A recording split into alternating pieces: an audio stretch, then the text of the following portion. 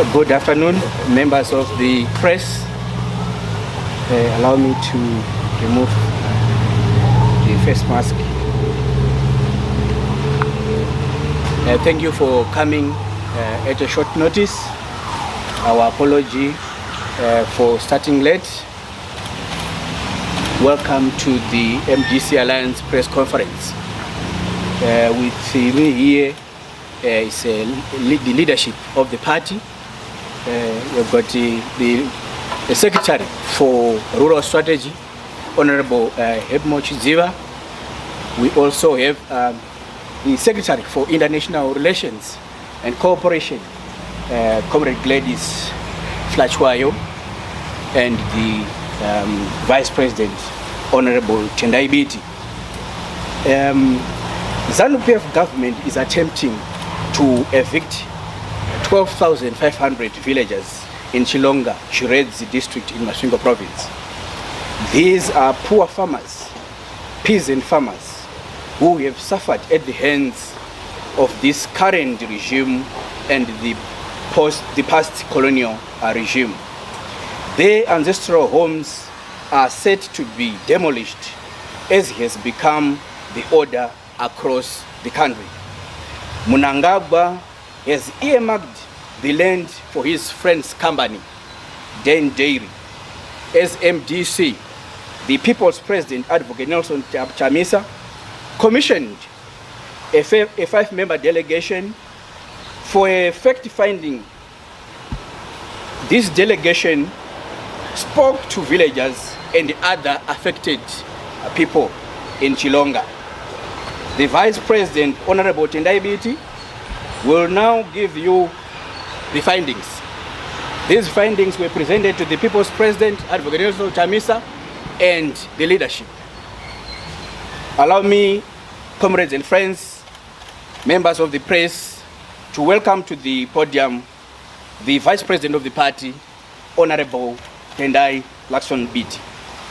Over to you, VP. Thank you.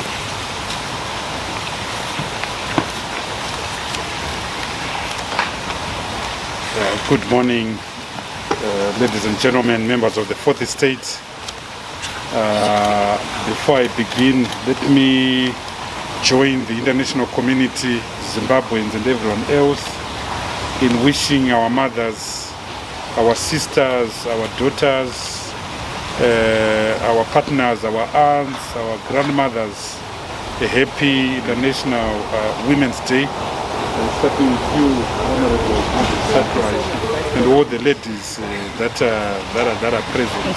I can see you are smiling. It's a special day.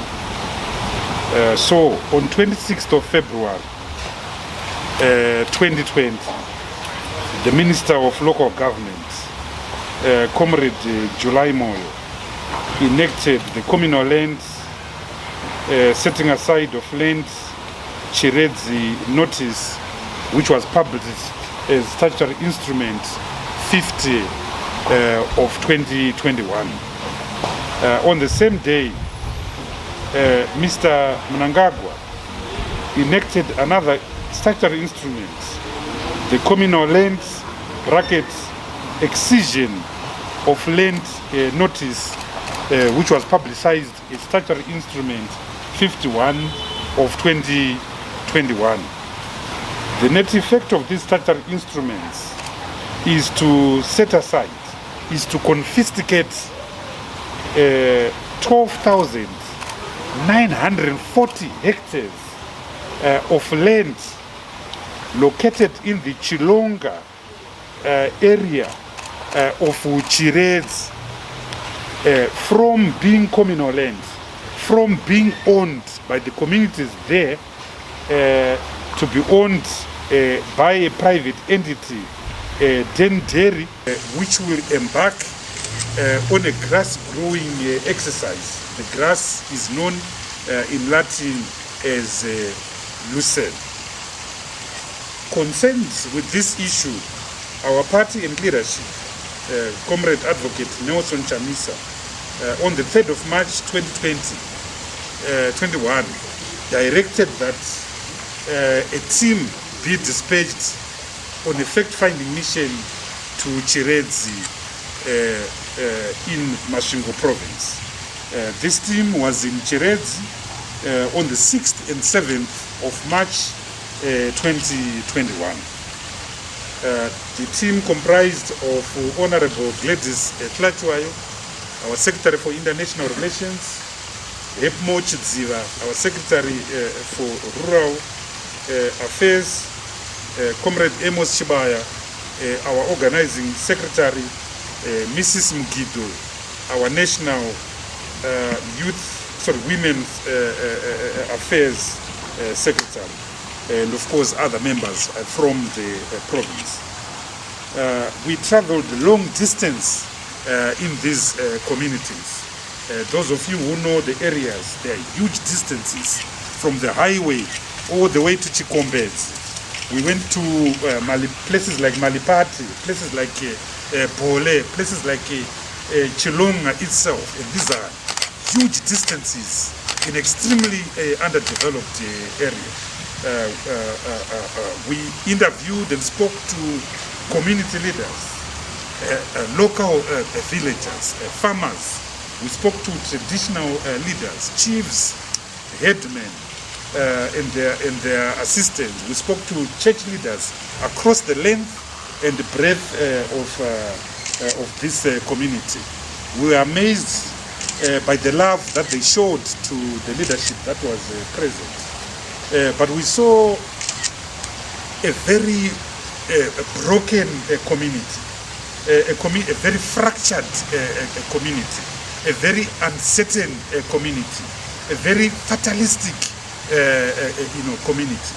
We saw a very underdeveloped community. It's been 41 years of independence, but to those communities, independence just blew and passed through like the wind on its way to South Africa. The extent of the underdevelopment is shocking. We couldn't find anywhere to sleep. There was no hotel, there are no lodges there. So we actually had to sleep in cars and in houses of our party members. We couldn't even find gas stations to fill up our cars, and we had to buy diesel, for instance, from communities which actually buy diesel from Mozambique. In many of the areas there, they actually don't have access to basic Zimbabwean amenities. There's no radio there. So people listen to South African radio, people listen to South African television. There are no mobile networks there. So people actually use MTN. So in that part of the world, in that part of Zimbabwe, MTN is actually the dominant mobile network there. There are hardly any schools there. There is hardly any secondary school with A-level and with laboratories which can offer science. There are few clinics, there are few hospitals, and they offer nothing. Then you've got this massive expanse of national parks, Gonare Jo. So people live around these parks, Malilangwe Trust and Gonare Jo. So part of the challenge in those communities are wild animals. With the opening up of the Trans-Frontier border, they've opened up Kruger National Park with the Gonare Jo and another park in Mozambique. Animals are now roaming the three countries. So one of the traditional leaders we saw there, his biggest problem, apart from the Chilonga displacement, were actually wild animals. Rhinoceros and black rhino. Which he said came from South Africa. But how do you know it comes from South Africa? He says, no, ours are well behaved. These ones are from South Africa. So these are challenges that these communities live. So we saw the challenge of uneven and unequal development. We saw the challenges of exclusion and isolation in those communities. We spoke to these communities extensively, and our information department will be releasing video clips of the communities speaking for themselves, of the individuals speaking for themselves. So there are 5 dominant issues that we established. Firstly, we established that this is an extensive program of displacement. The government is going to displace these people in 3 phases. So phase 1 covers 12,500 people. and 12,940 hectares of land have already been exercised. Phase 2 and phase 3 will take more land, so that the total land that they intend to take is 21,000 hectares, and that's a massive piece of land from these communities. The second thing that we also established is that there is no plan. There is no plan by the government. There are no concrete plans of the relocation of these individuals. So they don't know where they are going. We asked in Parliament last week on Wednesday where they intend to take the communities. The government itself doesn't have an answer. So you have got this strange program by a strange government that seeks to displace thousands of people, but it doesn't know where to relocate them. And all of us know that in the past relocation, for instance, Transao in Manicaland, they failed and failed dismally because there was no one who planned for the relocation of these communities. The third issue which the community is asking is, why us? This is a community that has been displaced twice in its history. In 1963, for instance, the Ian Smith government displaced this community to create and make way for the sugar estates under Hippo Valley and the Tongat Willet. So they were displaced, thousands and thousands of them were displaced to make room for Hippo Valley. The second phase of the displacement before independence was to make way for Gonare Jo National Park. So as I said, Gonare Jo, this community is in the heart of the Lowville, the southeastern part of the Lowville. So Gonare Jo is right in the middle of their communities. So they were displaced to create room for this nature reserve called Gonare Jo, which some of you who know it know that it runs into thousands and thousands of hectares. Third, they were displaced to create the nature reserve that is known as Malilangwe, that is controlled by Malilangwe Trust. So again, they were moved. And when they were moved, they went literally and metaphorically in no man's land, where they rebuilt their lives. They rebuilt a fresh community, where they faced tsetse fly, wild animals, heat, and incessant droughts. And over the years, they've become master farmers in small grains, particularly sorghum, millet, and so forth. The area can't do maize because it doesn't have sufficient rains. So they've become masters of small grains. And as we are talking to you right now, they are subcontracted through contract farming by Delta Corporation to actually make small grains that are used in the production of traditional brews by Delta, brews such as Chibuku. And these are people, if you recall, we have been in Zimbabwe for over 500 years. Shaka Zulu's Mfekwan took place in 1830. The founder of what we now call the Shangani people in Zimbabwe was Soshangan, who was Chaka's general who left Zululand in 1830 to settle in Mozambique after displacing and conquering the Tsonga people to establish what was known as the Gaza Estate. And the Gaza Estate, if you know, extended into Zimbabwe. It covered Mozambique, and then it extended into Mozambique, into Zimbabwe, in the Lower Veld, extended into South Africa, into Transvaal. So the Shangani community have been in this country for over 5 centuries. To be precise, they've been in this country for 491 years. So they are part of Zimbabwe.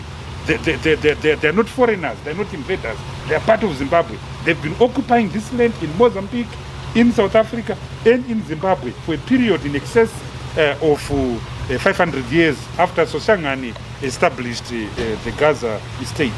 So they get consent, and here I'm reproducing their own testimonies. They get consent by a government that they themselves think has got a grudge against the people of Nguni extraction in this country. They pointed out to us that Gugura Hundi was inflicted against the Ndebele people, who are people of Nguni extraction. They pointed out that part of the people who were displaced over Marange diamonds with the Ndaus, who are again people of Nguni extraction.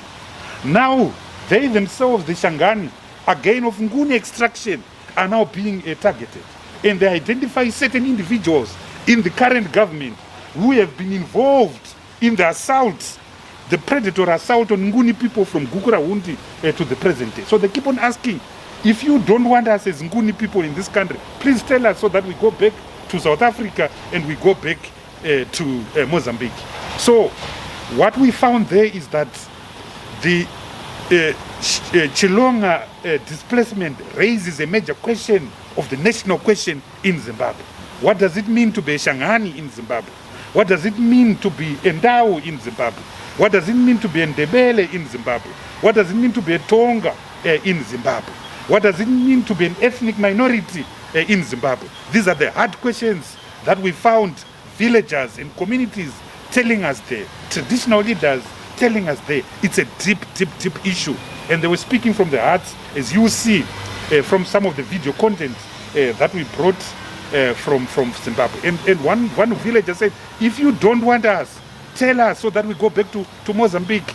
If you don't want us, tell us so that we go back to South Africa. So it's a story of alienation. It's a story of reification. It's a story of exclusion. It's a story of fear. It's a story of torture.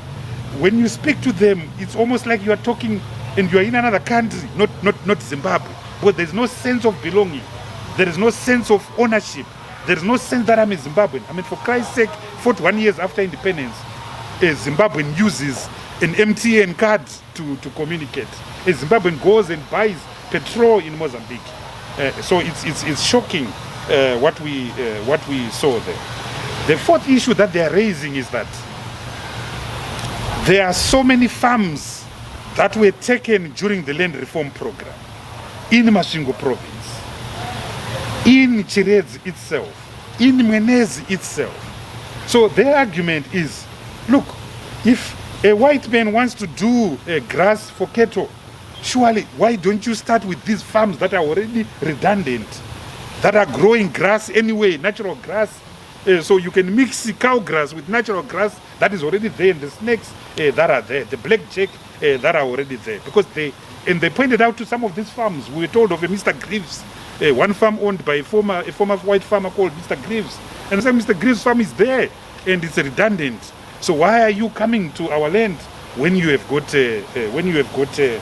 Mr. Greaves' farm and other redundant farms? The fifth thing that they were raising is that we are already doing contract farming for Delta, for the grain marketing boards, for cotton companies. So if anyone wants us to do this cow grass, Lucerne, we can do it on the same terms on the basis of contract farming. So why do you need to take away our land? The next question that they were raising is that what is so special about this Lucerne grass? What is so dynamic about this Lucerne grass? Is it gold that you want to take away our land, our ancestral land? And these people has got special burying methods. We were told that they actually bury their dead in their houses. They actually bury their dead in their crows. Vanochera matanga avo emombe. Vanoisa vanhu vavo muzvikuwa mumba. So they were saying, how are you expecting us to leave our ancestral homes? And are you saying as a government that cow grass is now more important than us, the people, than our graves, our shrines? So to them, it doesn't make sense. They also believe that there is an ulterior motive here.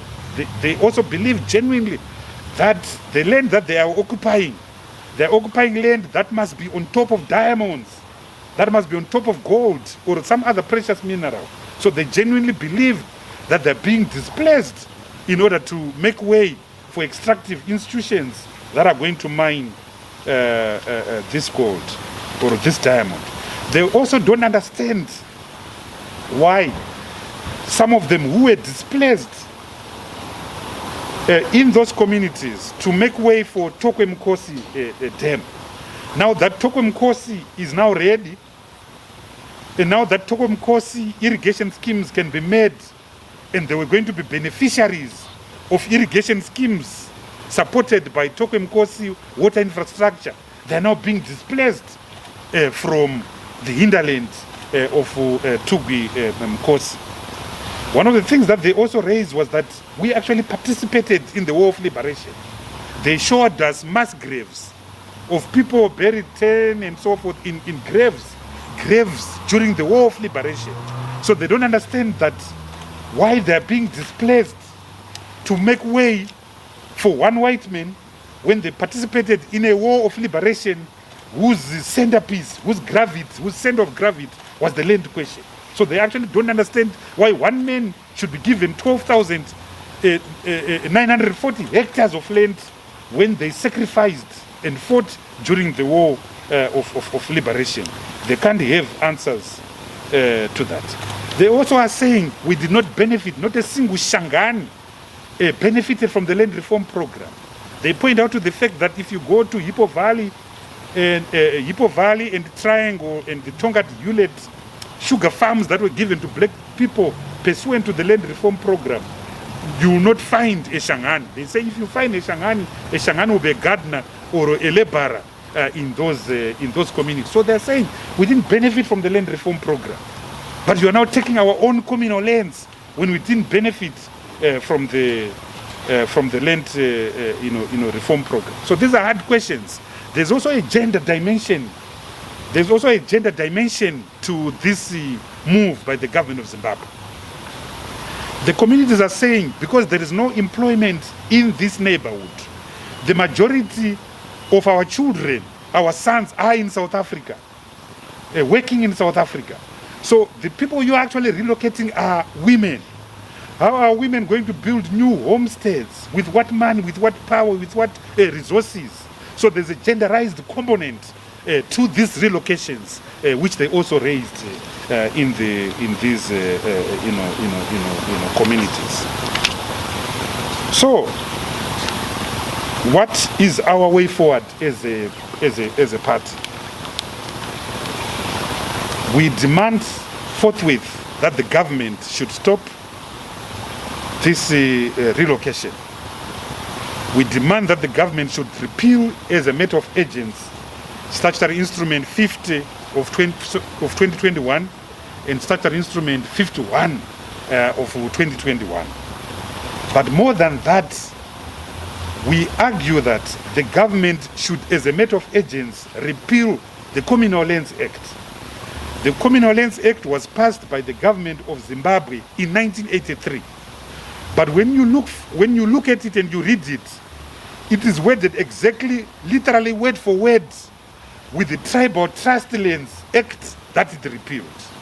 The Tribal Trust Lands was passed by the colonial regime in 1931, the same year that was passed the Land Approachment Act of 1931, which took away black people and placed them in tribal trust lands, Maruzeva, communal lands. It stripped black people of their lands. And even those tribal trust lands, they were not given in trust to traditional leaders, to chiefs. They were given not in trust to the president. They were given to the president. The sitting president was given ownership of tribal trust lands. I was reading the act this morning. I thought it would say the president is holding tribal trust lands in trust. It doesn't even say that. So the president of the day can literally treat tribal trust lands or communal lands as his private property, as this one is doing, taking away land and giving it to his cronies. So we demand that there must be an immediate repeal of the Tribal Trust Lands Act, now known as the Communal Lands Act, so that land vests with the people, so that villagers who have stayed in lands for thousands of years are actually given that land. We say in our blueprint, our manifesto of 2018, the SMART document, that everyone on land in the communal lands, which measure 19 million hectares across the length and breadth of Zimbabwe, should be given a certificate of title on his rural land, which is tradable, which can be hypothecated, i.e. you can take it to a bank and borrow on it. which means that you cannot be dispossessed of your land without compensation, which means that you become subject to protection of the property rights provisions of the Constitution, in particular Section 71 of the Constitution. It is absurd 41 years after independence that a rural farmer, a communal farmer, and all of us have rural homes, you actually don't have rights to that land. That land is not even being held by the president in trust. It's being held by the president in his capacity as a president. This is atrocious. This is unacceptable. Secondly, the right to consult must be entrenched in the law. If there's a developmental project in the national interest, the people must be consulted. One chief said there must be a referendum in this community on this land, because you simply can't just wake up in Harare, walking up on the wrong side of the bed and say, I'm taking away 12,000 hectares or 21,000 hectares. So the affected individuals must participate in a referendum. Are you for this development project? Does it actually benefit us? The right to be heard, the right to consult is part of our constitution. Section 68 of the Constitution of Zimbabwe says no action should be taken against an individual without that individual having been heard. In Latin, they call it the aut alteram partem rule. So here you have a law that says you don't need to consult anyone. You simply need to consult the local district council. And that's it. And this is what actually happened in this case. That's clearly unconstitutional. But for a party that purports and calls itself a liberation movement, this is pathetic and absolutely unacceptable. Third,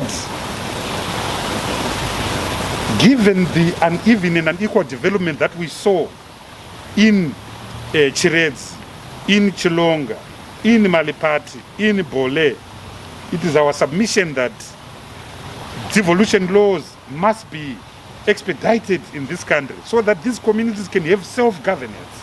They feel excluded. So pass the devolution laws so that these people can exercise self-governance over their own, resources. Next, we feel that the national question needs to be re-examined in Zimbabwe. And we suggest that an inclusive body be set up to actually look at the national question in Zimbabwe. What does it mean, as I asked before, what does it mean to be of Nguni extraction in Zimbabwe? To be a Tonga, to be a Ndau, to be a Shangani, to be a Tsonga. What does that mean to be in Zimbabwe? Because there's so much exclusion, there's so much alienation, there's so much reification, there's so much abuse of ethnic minorities in Zimbabwe. They were talking about schools with being taught by people that can speak the local language, Shangani. They were talking about pastorates that are a disaster because the teacher doesn't understand the customs of the communities. So the issue of integration, the issue of resolving the national question is a disaster. Finally, and to conclude, what is happening in Chilonga is a price that Zimbabwe is paying for the crisis of illegitimacy that is arising and that arose out of the 2018 election. If we had a people government, no people's government would do what Mr. Mnangagwa is trying to do in Chilonga. You can't take away land and give it to your buddies, to your cronies. You can't take away crony capitalism to this level. So Zimbabwe needs to resolve the political question. We need to resolve the crisis of illegitimacy to avoid what is happening in Chilonga. And of course, we, the people of Zimbabwe, have decided to exercise our right to dissociation with the product known as dairy. So the communities, they appreciated the stance we have taken, that we have dissociated ourselves with the product known as dairy. They were so happy when we said, from now onwards, we're all drinking dairy water. No to dairy, no to dairy. I thank you very much, ladies and gentlemen. Thank you, Kesile, Vice President. Any questions from the members? Any questions? No further questions? Yvonne?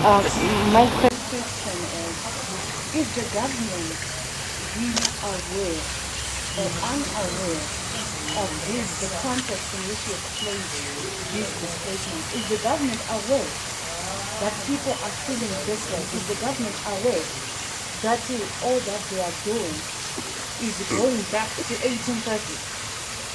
Is the government aware? The second one? The local MP for the area said consultations were done and the villagers are willing to move. From your statement, you are saying there was no consultation that was done. So, which is which now? Clearly there was no consultation that took place. The communities there are very clear.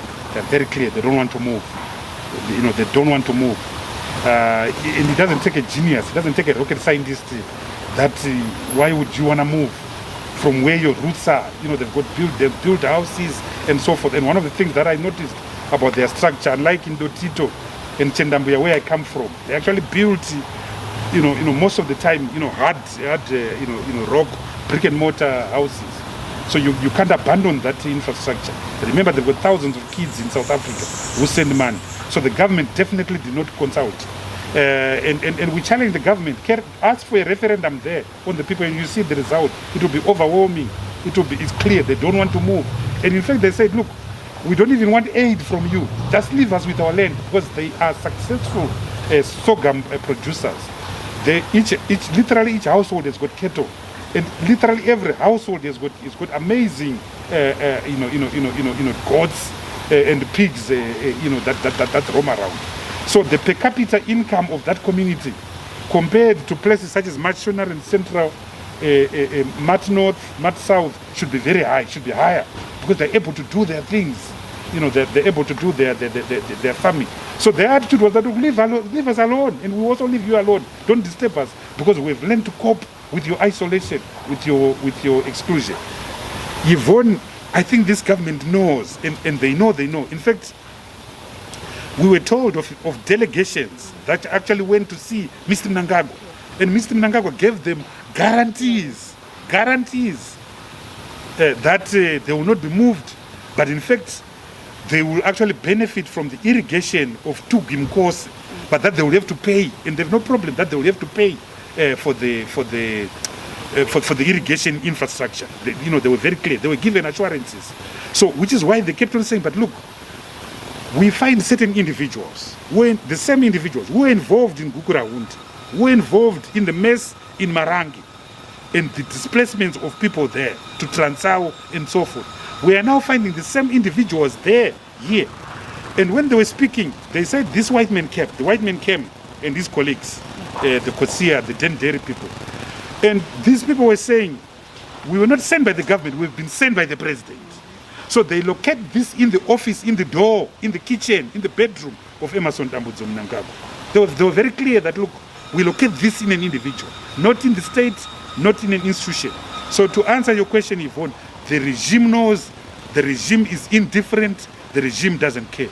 But what else can we expect from a government presided over by Emmerson Dambudzo Mnangagwa? Kesile, blessing. Yes, my question is, have you tried to look at the developmental side of this move that government is trying to push? That maybe the people of that area would probably benefit. Second one. Your address touches on the geopolitical aspect of the thing. When people now saying we are better off being returned to South Africa or Mozambique. If you try to interrogate this aspect and how South Africa can be involved in this whole Yeah, they told us that, and we've got this on camera. They told us that, look, if you don't want us, we people of Nguni extraction, if you don't want us, then take us back to Mozambique, take us back to South Africa. Obviously, as a Zimbabwean, I'm total against the excision of a group of Zimbabweans to another country. And I think that the South African government will say no as well. Zimbabweans must be integrated, which is why I said, please enact the laws dealing with devolution. Please, let's deal with the national question. Let's have a national commission of inquiry run by the church to actually investigate the national question. As I said before, what does it mean to be Ndawi in Zimbabwe? What does it mean to be a Kore in Zimbabwe? What does it mean to be a Tonga in Zimbabwe, to be a Kalanga in Zimbabwe, to be a Shangani in Zimbabwe? These questions need to be answered. But that Zimbabweans, we've got their roots here, we've got their umbilical cord here, can be relocated outside the country. It breaches international law, it breaches our constitution. Chapter 3 of our constitution is very clear about what a Zimbabwean is. Someone born here or born here by parents or grandparents of Zimbabwean extraction. These are Zimbabweans who have been here since 1830. These are Zimbabweans who have been in this country for over 491 years. They are no better than you. After all, the majority of Zimbabweans here came as late as the 2nd century. So all Zimbabweans here basically, except the original San Khoikhoi people, the Bushmen, all of us here came at a certain level of time, just different in time. We all came from somewhere. So no one has got a bigger claim than the other because your ethnic tribe or grouping came before the other one. So which is why this nonsense about tribal exclusion is what it is, absolute nonsense. Last round. Blessed question Blessed. wasn't answered. There's no development. It's grass. It's grass, and these people are experts in grass. Small grains are grass. So these people know grass. Grass is not developmental. If you are talking about building factories, beneficiation, this is agriculture with the same false accumulation model, which is why the communities were asking, but we've been growing grasses for centuries. Maize is a grass, rapoko is a grass, sorghum is a grass, millet is a grass. Why don't you subcontractors as Delta is doing to us? So this is not about grass. And what kind of grass requires 12,000 hectares? What kind of grass? And if you have been in those communities, Dara Blessed, they are expansive pieces of land. Inyika, they are expansive pieces of land. Why do you need all that land to do what? And one of the problems which we are facing in Zimbabwe is underutilization of land acquired during the land reform program. This regime is boasting about a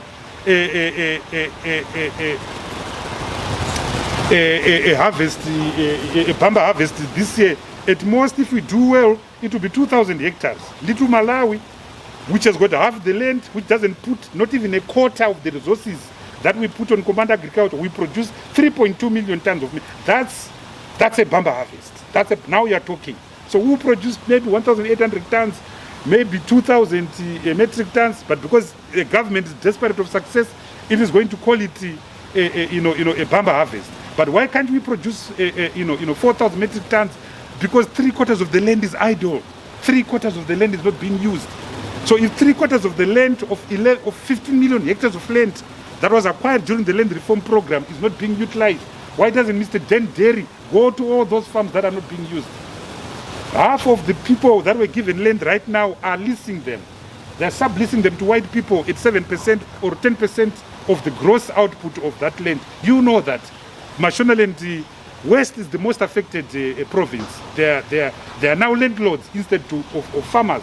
So if Mr. Den Derry wants to do his grass, he must go and lease land in Mashonaland West. I can even point him to some of the farms that are not being utilized. So this has nothing to do with development. It's extraction. This government, since 2017, is angered on corruption. In 7 commanding heights of corruption, there is fuel, there is the US dollar, there is command agriculture, there are minerals, there are subsidies, there are buses, there is land itself. So it's a regime founded on corruption. It has taken corruption to another level. This is what it is all about. And the communities, they are not fooled. They know exactly what is happening and why it is happening. Okay, Sile. Any other question? Thank you. Mwashuma Twalumba Logo is Komo Kambi. We've come to the end of our press conference. Thank you.